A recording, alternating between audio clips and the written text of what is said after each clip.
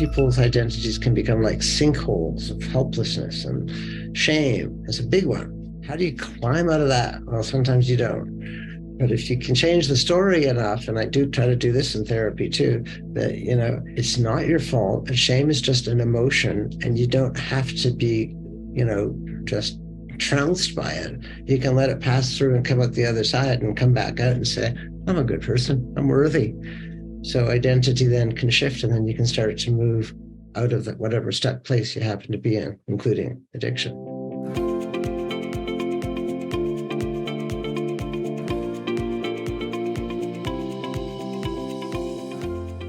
Welcome to the show. To get started, I'd be curious to ask you about your own struggles with addiction and how this has impacted your own life. Okay. It started a long time ago when I was coming out of a boarding school that made me miserable and far away from home, and went to live in Berkeley, California in the roaring 60s and 70s. And there were lots of drugs there, got into psychedelics, and then got into harder drugs, including heroin and coke and things like that. And I remained essentially a psychological addict. To me, that's what addiction is. It's psychological, as you know. But for years, about 12 years altogether, I brought my opiate habit with me, and went from heroin to pharmaceutical opiates, moved back to Toronto, started stealing drugs from doctors' offices and pharmacies and forged prescriptions. I did all kinds of unsavory things for a long time, tried to quit many, many times, was a really pretty messed up guy. And lots of other stuff happened. I got into graduate school, got kicked out of graduate school for my activities, and finally quit around the age of 30, 31.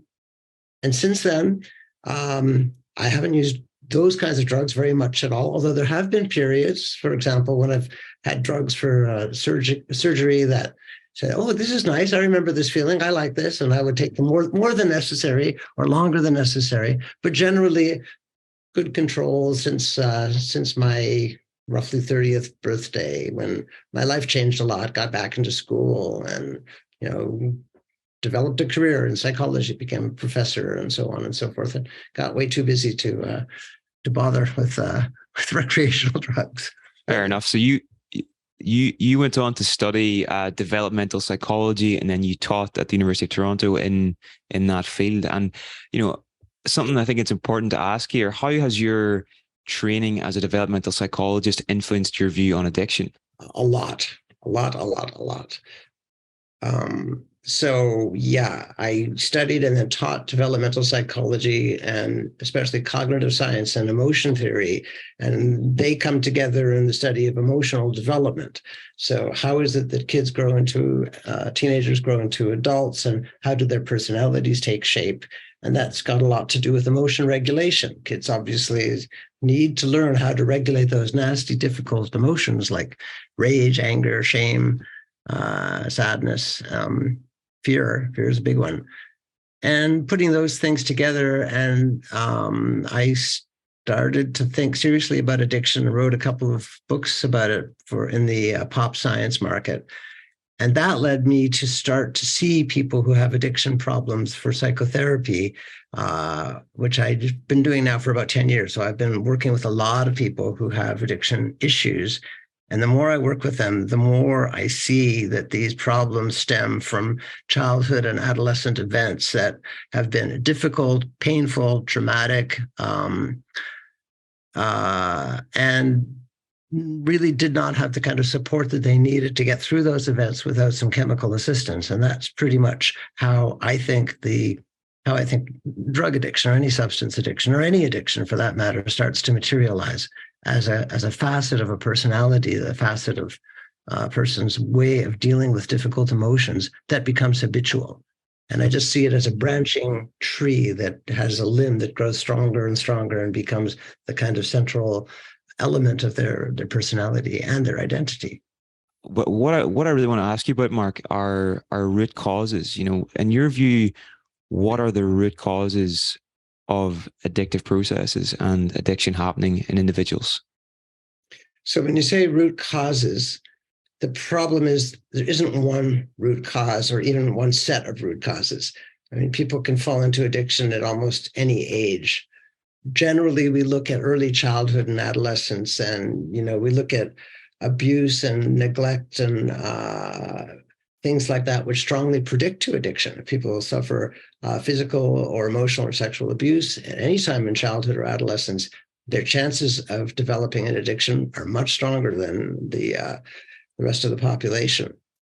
But you can start to have a hard time in university. I've worked with people who suddenly fall into loneliness and depression when they enter college and don't know what to do about it and start using or start to become anorexic or bulimic or whatever it is, and that becomes a strong habit. So you can't say the root cause is this or that. You could say the root cause is suffering and feeling shitty, and then if you want to make a nice, neat formula, you could say that the people become addicted when they're, shall we say, the way they feel without drugs versus the way they feel with drugs tips, like the ratio tips, so that the felt quality of life without drugs is just not very nice, and felt quality of being high or being drunk, or whether it's porn or sex or even video games or what have you, increases in proportion.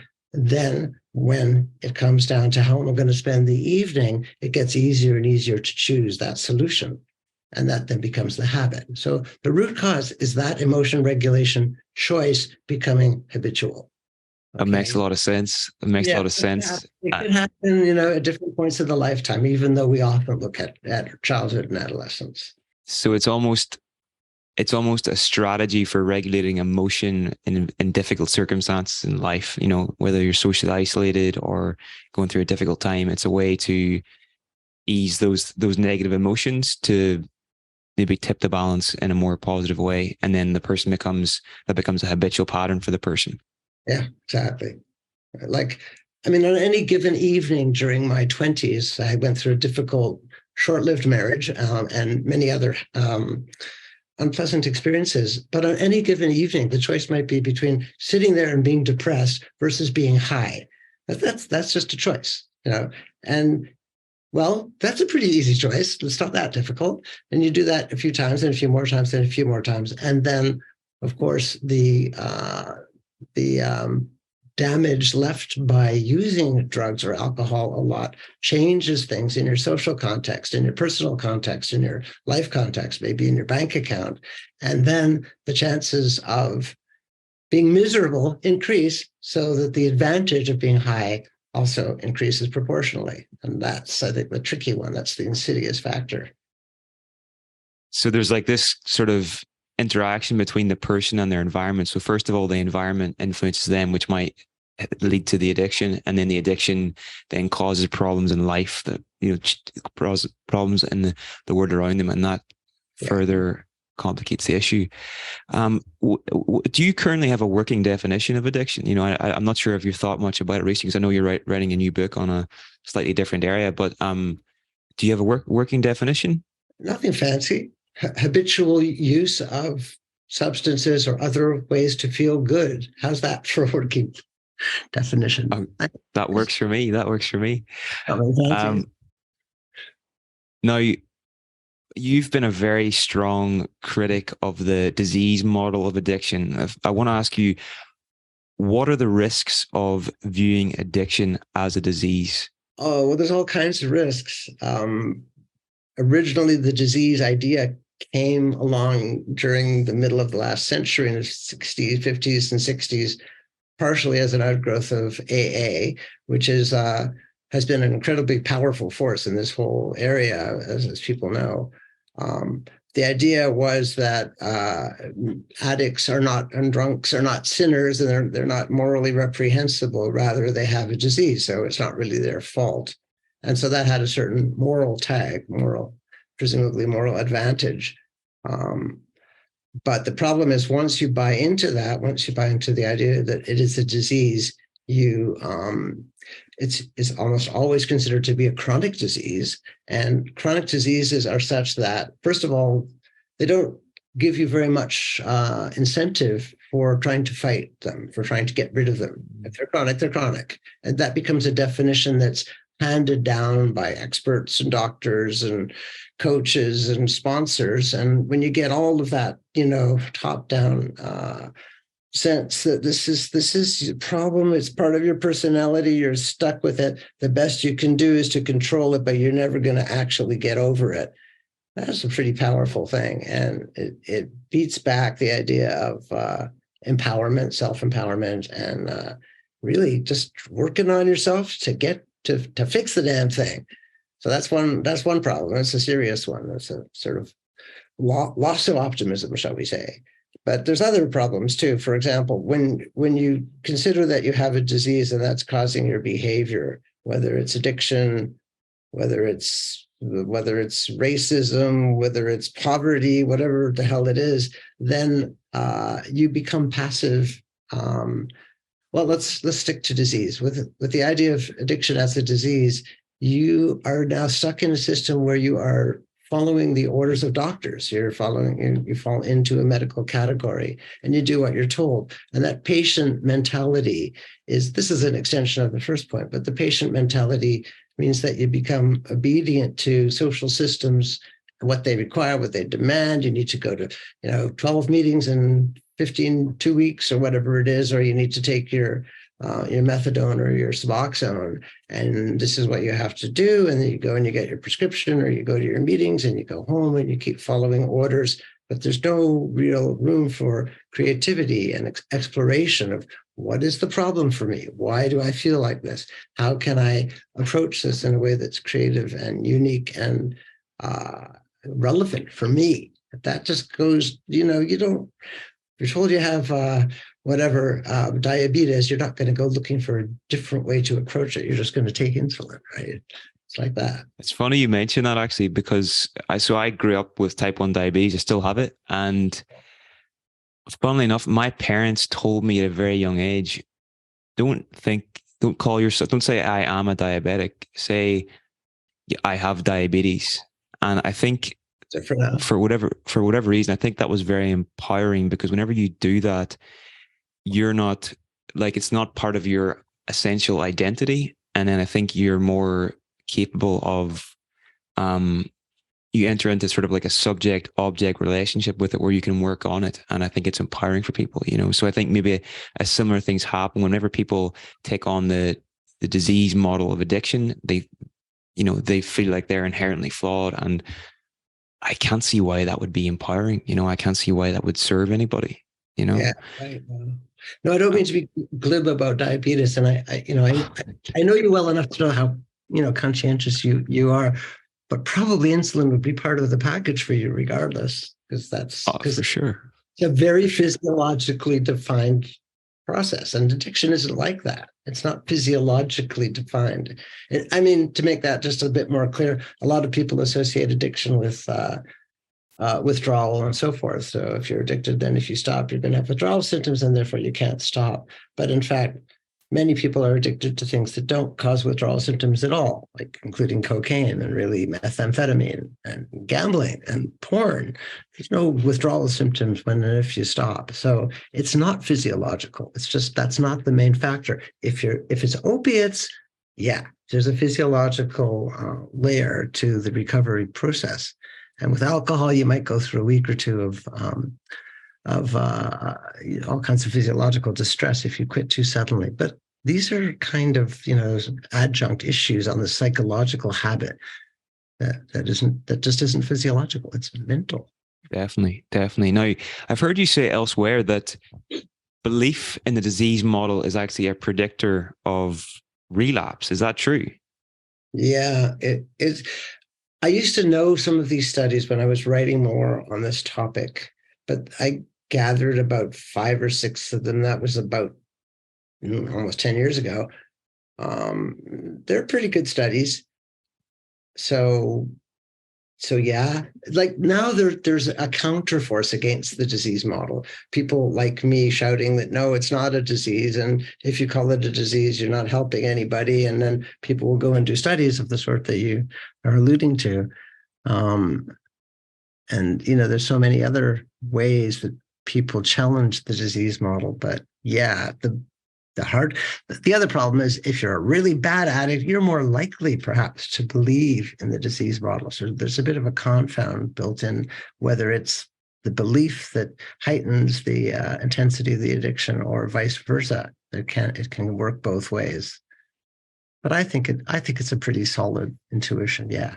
How permanent are addictions? Now, I know they're going to vary from behavior to substance, et cetera, but do most addicts give up?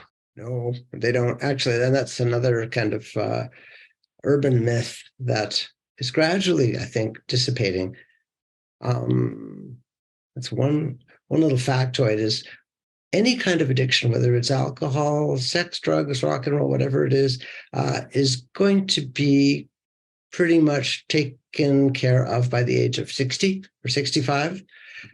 Well, that's a long time. Of course, there'll be a few that might fall by the wayside on the way to 60, but most people will say, I've had enough of this shit, and they'll do something. Whether they do it at 20 or 30 or 40 or 50 is more of the question.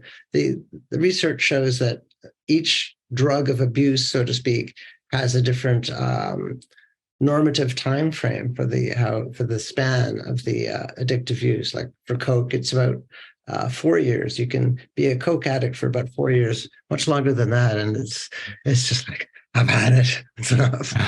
And and cannabis is about 6 or 7 years, and alcohol, I think, is 13 years. These are median values, so they're not incredibly useful because you could be at one end or the other end of that distribution. You could be a short-term addict or a longer-term addict, but these are like average values.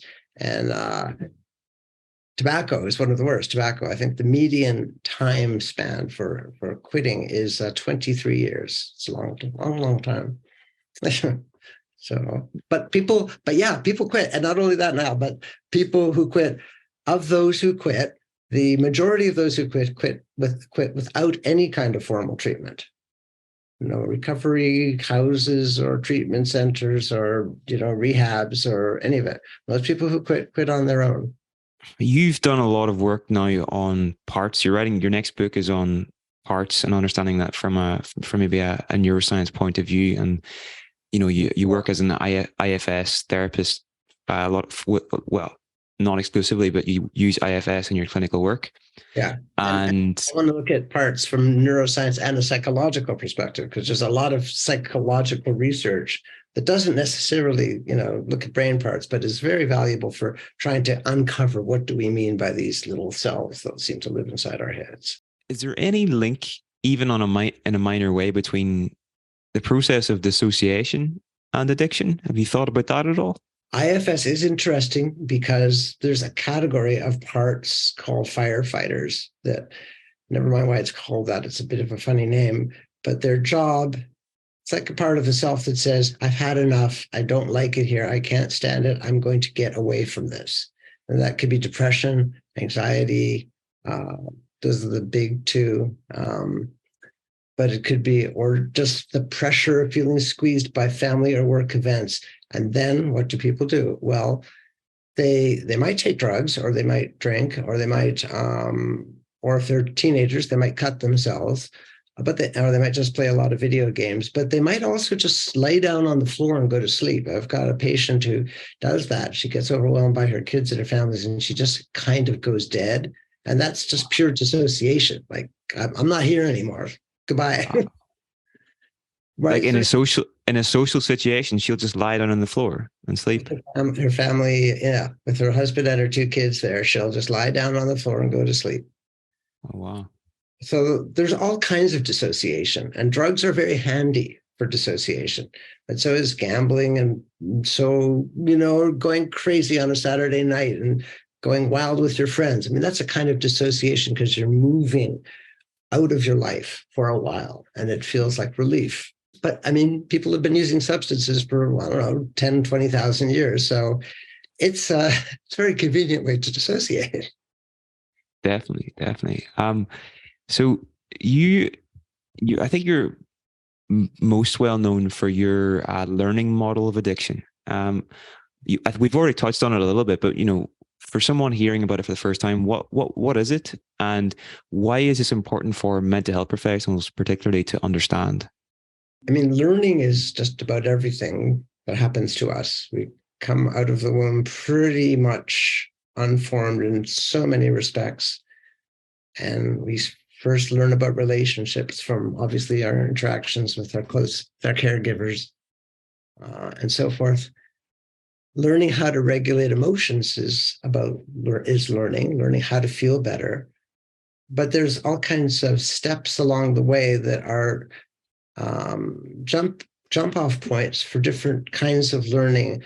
For example, when kids get theory of mind about the age of 3.5 or 4, once they can conceptualize that other people have a subjectivity, have a mind. My mom is looking at me with that look again. So she's probably thinking that I did something bad and I'm going to get in trouble. And kids start that at age 4. Well, then what are they going to do about it? Well, I'm going to say, I'm sorry, mommy, I won't do it again. Or they're going to, run and hide, or they're going to beat up on their little brother or sister or whatever it is. And that's a way to learn to regulate in a specific context, given a particular developmental stage or milestone. Well, you take that on up the age span, and there's different kinds of learning that go on at each step. And especially in adolescence, of course, we know that the availability of substances and alcohol is a massive social, contextual factor. So now it's like you probably are learning to use a lot, a little, every day, or to shun it and avoid it. Luckily, my present generation of children, my 17-year-old boys, go to the gym instead. I wish I had at that age, but I didn't. But that's learning, it's all learning. It's all learning. And learning how to have social relationships, how to be a good social participant and have friends and make friends and feel happy with other people. That's learning too, learning how to listen, how to be polite and considerate and, accommodating. That's learning too. And if you don't learn that well, you're more likely to learn other ways to feel okay, to feel safe from depression, and those might involve alcohol and drugs. So I just see it all as learning. It's all learning. But the thing about learning is, the brain is only one way to learn, and that's to repeat something. And when you repeat some addictive behavior, when you repeat some regulatory behavior, some way of regulating your emotions and feeling better, and it's reinforcing, and you do it again and again and again and again, you're building synaptic patterns. What fires together wires together, and you're building networks of associations that will make it more and more likely to go there again the next time around, whether it's the next evening or the next week or the next weekend or what have you. And I can see why this would be beneficial for both people struggling with addiction, but also mental health professionals working with their with clients. Because if you're looking at it as learning, then you can learn new behaviors, new patterns, and neuroplasticity happens, and you can gradually change what's the wiring there. But have you thought much about limitations here, in the sense? I interviewed a guy last week for this called Oliver Morgan. Are you familiar with Oliver's work? No. He's published a book recently on addiction, and he looks at it from maybe a really broad context. So he takes in the learning model, he takes in, or he thinks about it, from the point of view of learning, the point of view of disease, the point of view of social ecology. And he says that there's great power in the learning model.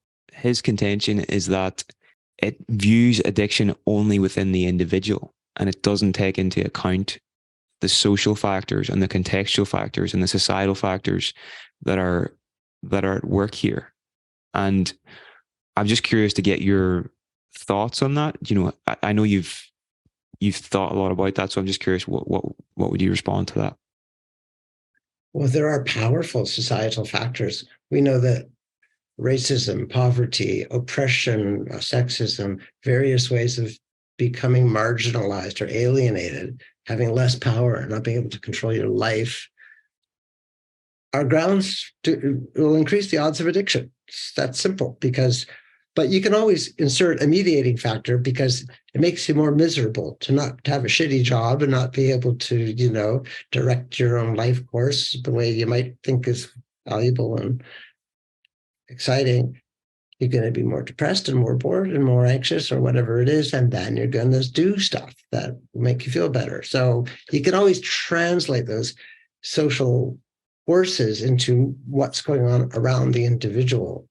I guess I like to think of it, I like Johann Hari's phrase, the one he made famous, that the opposite of addiction isn't sobriety, it's connection. And we know that a lot of societal factors will constrain the amount of connections people can have with with others who might be supportive and caring and resourceful. Well, so you might start off with a certain kind of isolation based on some of these societal factors. You're at risk, so to speak. And then you start to use drugs or whatever it is, or drink too much, and people don't want to really be around you, except maybe other people who use those substances or drink a lot.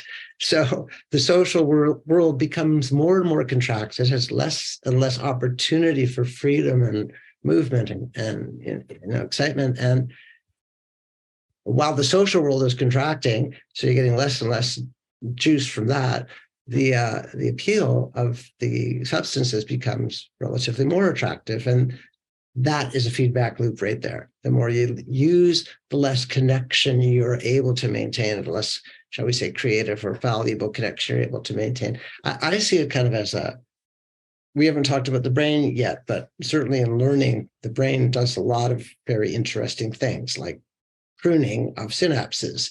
It's a very critical part of all learning. The brain consolidates its networks by getting rid of connections that are no longer needed. So the brain is becoming more and more, shall we say, focused or contracted or constrained. At the same time, the social world is becoming more and more contracted and constrained. Well, that would be the case if you're learning the French horn. You're more likely to fall into a small group of people who also play in the orchestra. That's fine, right? But if you're a heroin addict, the same formula does not offer you sunny horizons, right? Because the habit is forming and constraining, and the social world is contracting, and they're just feeding back and forth until you're really stuck. That's very well said, and I suppose it chimes well with what we were speaking about earlier. And that guy actually said, addiction is a jealous relationship. It crowds out most of the other relationships in your life too. Yeah. Now you have given several talks and written, I suppose, the book, The Biology of Desire, I think the title was. So you know a lot about the neuroscience going on here. So I maybe want to transition briefly into this now. And what areas of the brain are implicated in the addictive process? So yeah, the brain is obviously a very complex place, but I think identifying the main areas and what they're doing is a way to open up what learning actually means. Learning is not just like, learning where to park your car, or learning, the steps of the key of G when you're learning to play the piano. It also has a very strong emotional element. And anything that stays in mind long enough to be learned, to be repeated, is going to have some emotional impact. So that means that the emotional parts of the brain are very involved. And that includes, for example, the striatum, which is a sort of big cluster of structures, sometimes called the basal ganglia, that are involved initially, that means to say in our evolutionary history, involved in movement. This is the part of the brain that's very old. It's the movement brain. It tells animals what to do.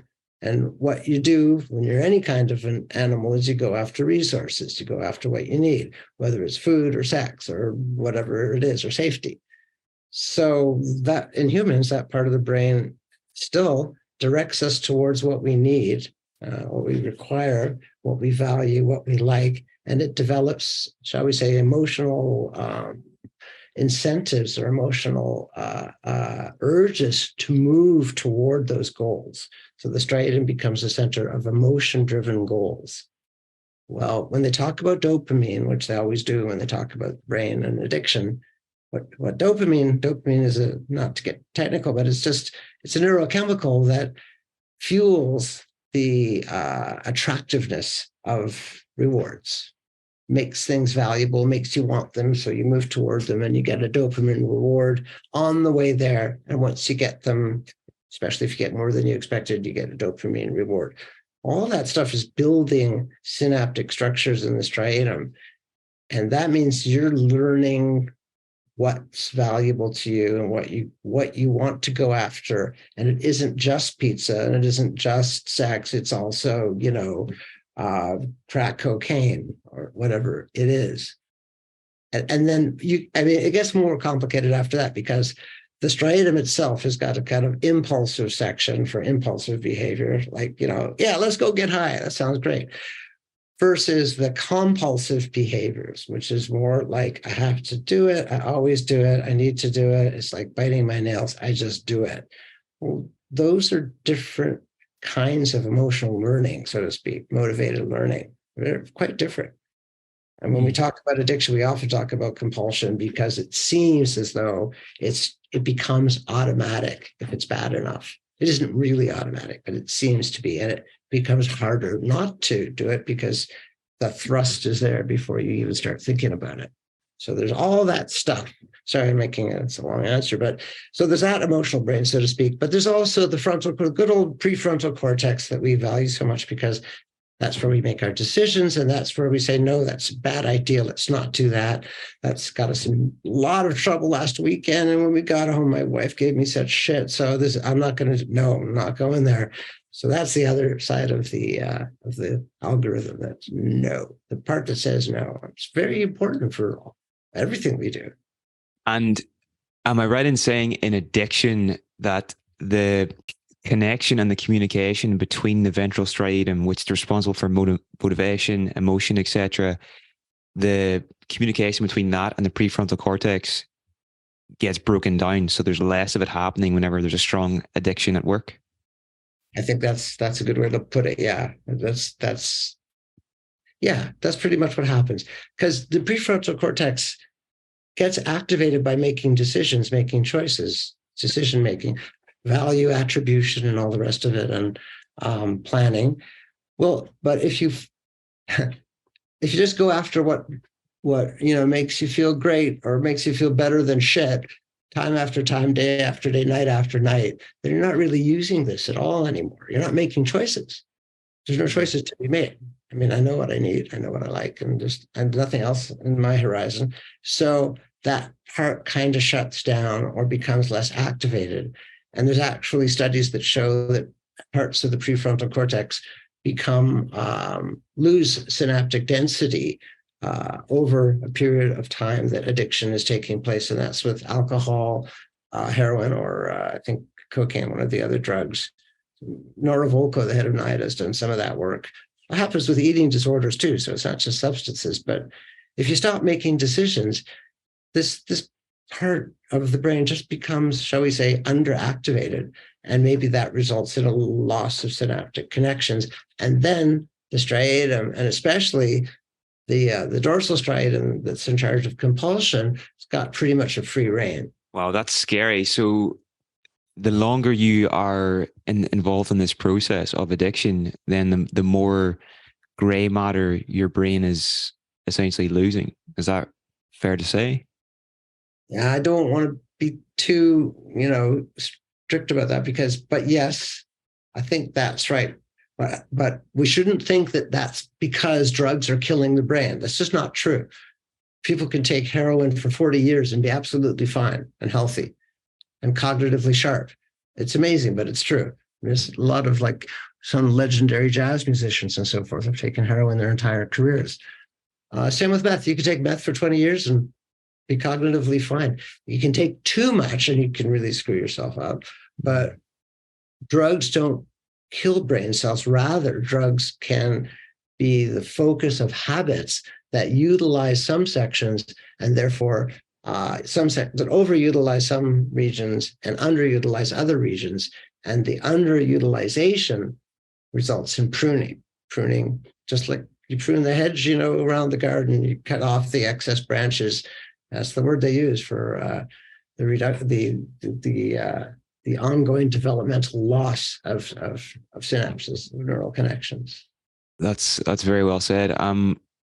So we know that this connection between the ventral striatum and the prefrontal cortex, that's very, very important for healthy human functioning, because that helps to regulate your emotions, your impulses, et cetera, et cetera. And it's possible that addicts can live a normal enough life most of the time, but then they might get a trigger. They might see something in their environment that will basically just cause them to get involved in the addictive behavior. And in that situation, is what's happening is that connection just like going offline, like whenever like a trigger happens, like or a cue in the environment, is the connection breaking down between the striatum and the prefrontal cortex in those moments? I guess so. I mean, it's all kind of a functional synchrony between these regions, which eventually over time leads to a structural change. So when you're talking about momentary events, or like this week, someone close to you died, or you lost your job, or whatever it is, what happens? Well, it's really hard to say.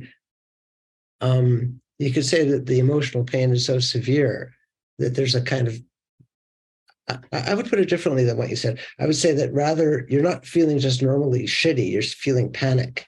You're feeling absolutely, helpless. I don't know how to deal with this. I'm feeling like I'm falling into a well of darkness.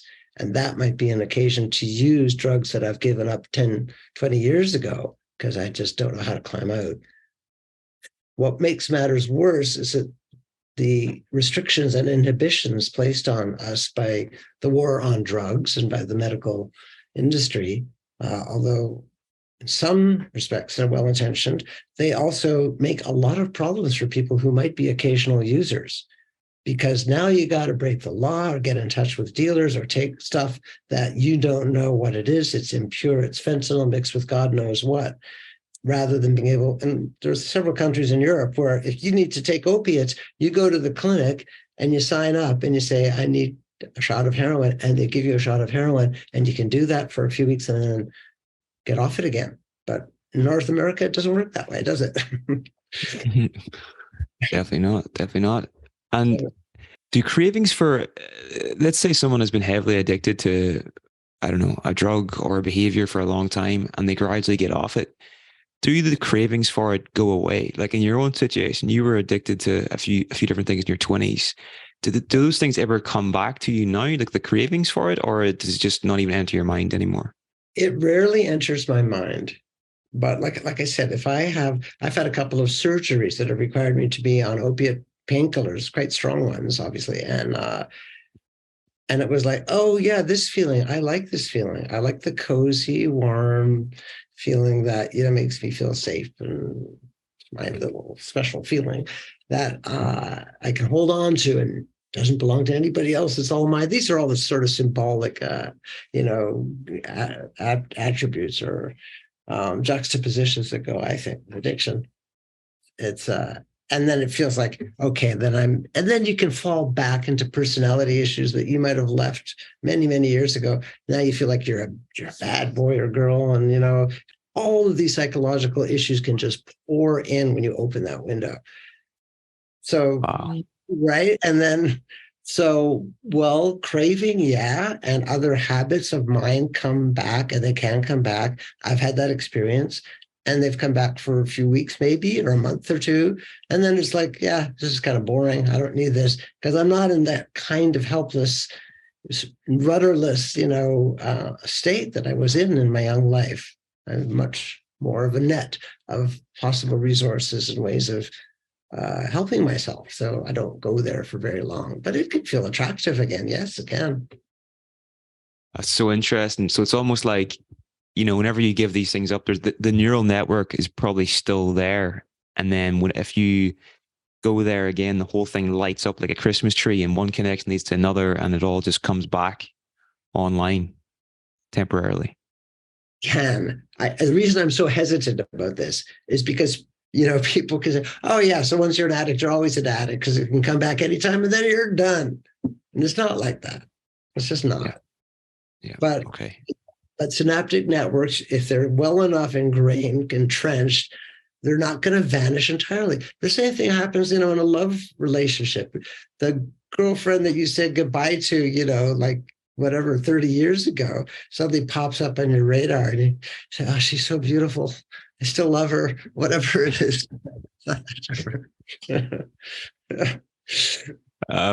Okay. Now, important point to cover here as well. I know you've probably given the answer a million times, but I think it's important to ask: any difference in the brain between behavioral and substance addictions? It's a good question. It's a really good question. Generally, people like me, people on my side of the debate say, no, there's no big difference. And I generally argue that there's no real difference. I mean, well, gambling is a pretty bad behavioral addiction. We know that it's very powerful. But video games can be pretty powerful addiction, behavioral addiction too. And porn can be really addictive. For some people, can't stop. So do it every day. So yeah, there's that. On the other hand, in that respect, I think they are absolutely the same. They build up habits of emotion regulation, and that's where you are. On the other hand, there's something about substances, which I've never fully figured out. When you put something directly into your blood, whether it's smoking or snorting or drinking, and suddenly you feel different, that's a really powerful process. That's, it's not like you're waiting to win a video game or to get to the next level. It's much more direct. And there's something about that directness, something about infusing yourself directly with the feel-good quality that I think adds an element of excitement or traction or craving or not craving of, this that is different. It's different enough to be interesting. Very interesting. That is really interesting.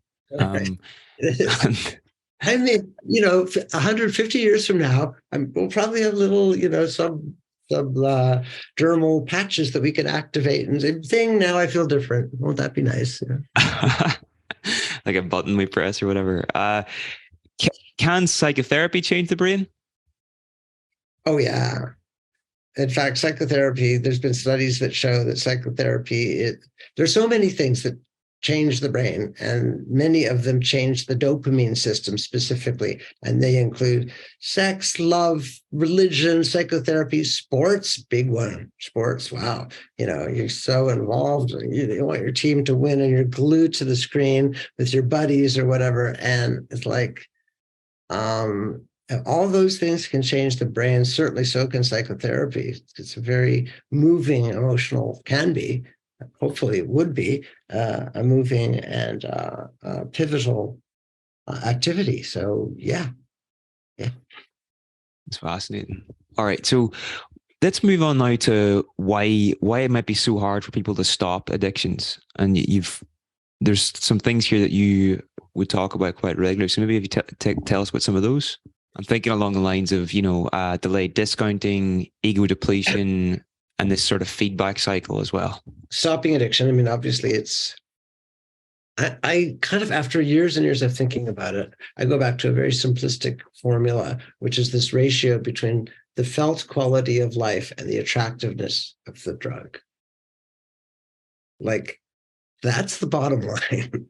So you could change that ratio by either the numerator or the denominator, right? You can change the felt quality of life, make yourself feel better, or you can change the attractiveness of the drug. In fact, that reminds me of studies of, let's take meth addicts and offer them a certain monetary reward if they give up their nightly meth dose.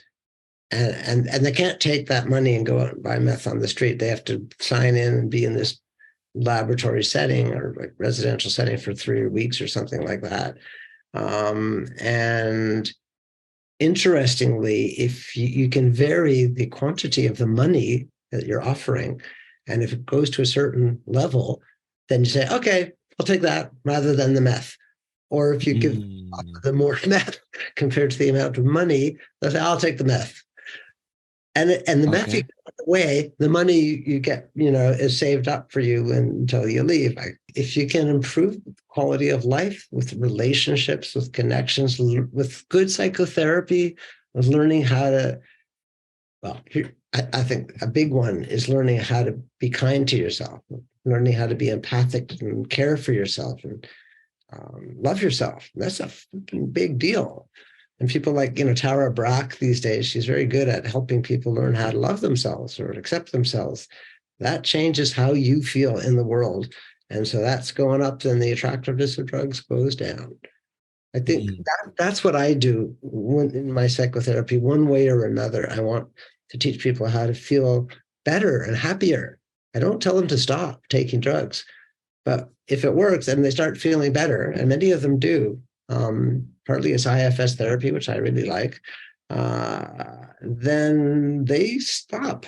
This is a very, I suppose, refreshing perspective on it. So instead of like, it's the whole idea of, or the whole like pink elephant principle. Like if someone tells you don't think of a pink elephant, you can't help but think of the pink elephant. Whereas if you give somebody else something to focus on that provides a better quality of life and something better to move towards, then the addiction just becomes irrelevant because you've got a bigger goal or something that's more valuable to you. That's a really good point, actually. I should have mentioned that. But so replacing the drug habit with another habit or another goal that is fulfilling and it's accessible, that's huge. You're right. That's a big deal. You can't just do it philosophically or in the abstract, or don't you think you can, live better without it? No, that doesn't work. Give people something else to care about. That's what works the best, I think. You're right. I've heard you say as well, Mark, that addicts, I don't know if this is the words you use, but it's the idea that addicts can sort of live in like an eternal present almost, where they're just living from day to day. There are no connection to their past, no connection to their future. And just wondering, what role does story play in all this self-identity, this sense of connection to our past and sense of connection to our future? What role can that play in understanding and treating addiction? That's a complex but really fascinating question. And it's Carol Dweck who talks about two kinds of learners: the kind that thinks that they have enough knowledge to get this far, but not that far, or there's got enough skill to do this, but not that, and they're in a fixed style. And there's other style of learners who think that if they work harder and do more, then they can actually accomplish or achieve or whatever it is, other stuff that they can't presently. So those are two different ways of identifying yourself, two different kinds of identity. The stuck kind that feels this is where I am in life and it's not going to get any better, versus, I can move. I've got will, I've got capabilities, I've got intentions, and I've got some guts. So it makes a really big difference. There's all kinds of things about identity. People's identities can become like sinkholes of helplessness and shame. It's a big one. How do you climb out of that? Well, sometimes you don't, right? But if you can change the story enough, and I do try to do this in therapy too, that, it's not your fault. And shame is just an emotion, and you don't have to be, just trounced by it. You can let it pass through and come out the other side and come back out and say, I'm a good person. I'm worthy. So identity then can shift, and then you can start to move out of whatever stuck place you happen to be in, including addiction. Beautiful. That's beautiful. And anything to be said for maybe helping somebody to visualize a future self and strengthening that connection? I used to talk about that a fair bit in my talks. I do think so, but it's hard. People talk about all kinds of things. Was it you, Niall, that didn't you send us out a little phrase by somebody saying that it was very useful to imagine yourself 10 years in the future, looking back on or commenting on where you are now? What was that about? Do you remember that?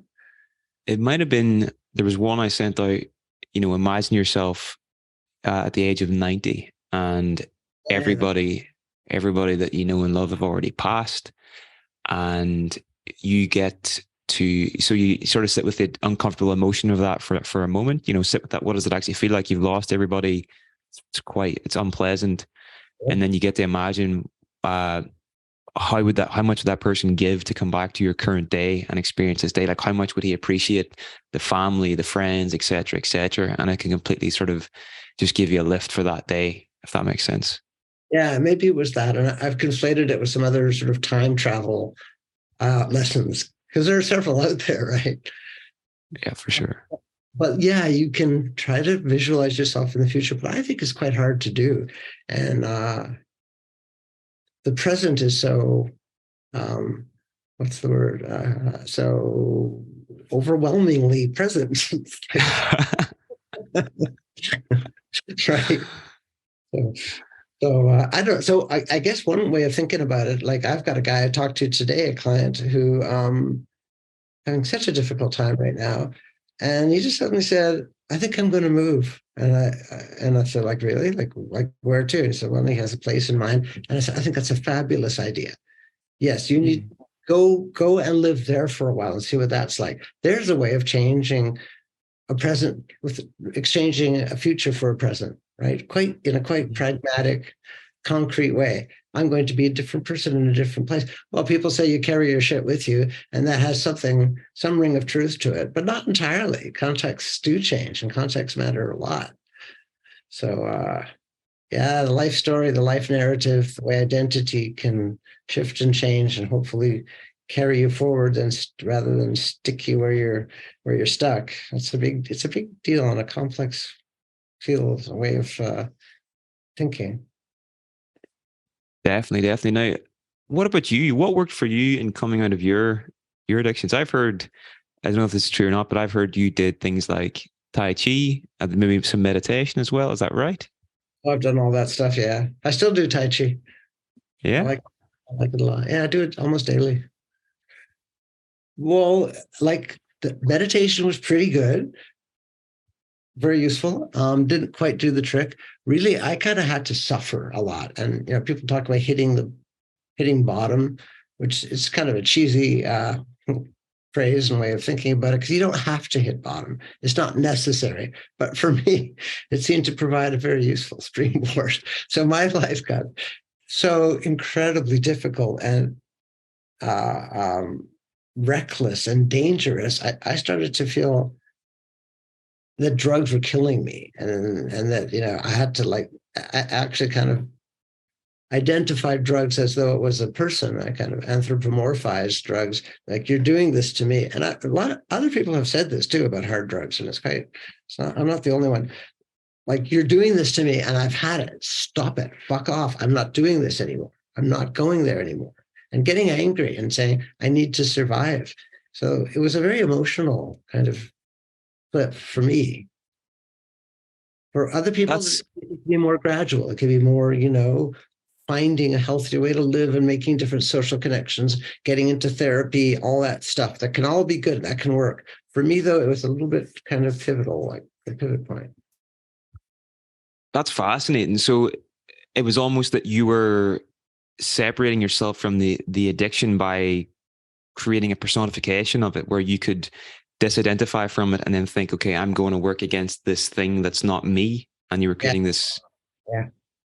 Yeah. And then that I think that links, just an observation, that is maybe why things like IFS and stuff are so helpful for people in these situations, because you're creating that differentiation within the person's internal system. Yeah, that's a good point. Yeah, IFS is great for that, because it's a little different, because you're not saying, I hate this part, get away from me. Rather, in IFS, you're saying, I can soothe this part. I can help that part to calm down, and then it won't have such a strong pull. So it's a bit of a different way. But seeing the self as, rather than being a uniform entity, but rather seeing it as different parts with different desires, wishes, and needs, I think is a very useful perspective. Interesting. And it seems that, these things go from having you to you almost having them, or not having them or controlling them, but just this little bit of separation creates a bit of freedom and a bit more choice and a bit more capacity to live a good life. Yeah. So that's a core principle in IFS. And I think it's beautiful when you pull back a bit and you see these warring emotions and needs, and you say, actually, I'm here and I'm present. And you start to feel this sort of spiritual sense of yourself that's just kind of calm and watching and caring, and everything becomes less panicky and less, urgent. I think that's a lovely way to change all kinds of negative behaviors. For sure, for sure. This could, I'm always tempted to go there, but this could turn into another hour-long conversation on IFS. But we've already covered that, so we're not going to go there. A couple of questions now, just to round off, Mark. The first one: what books would you recommend to mental health professionals that are wanting to increase their understanding of addiction and how best to work with it? Yeah, well, my books. Three books. You can recommend your own and other people's as well. Of course, Biology of Desire and Memoirs of Addicted Brain, or of an Addicted Brain, and three others apart from those. Sure. I mean, Biology of Desire is more about addiction and about how it works and maybe what we can do about it. Whereas my Memoirs of an Addicted Brain is the story of my life in my 20s and what I went, all of the very dark and rather dramatic events, but also in talking about what different drugs do to the brain. And that's interesting because drugs are not all the same. Different drugs do very different things and are attractive in different ways.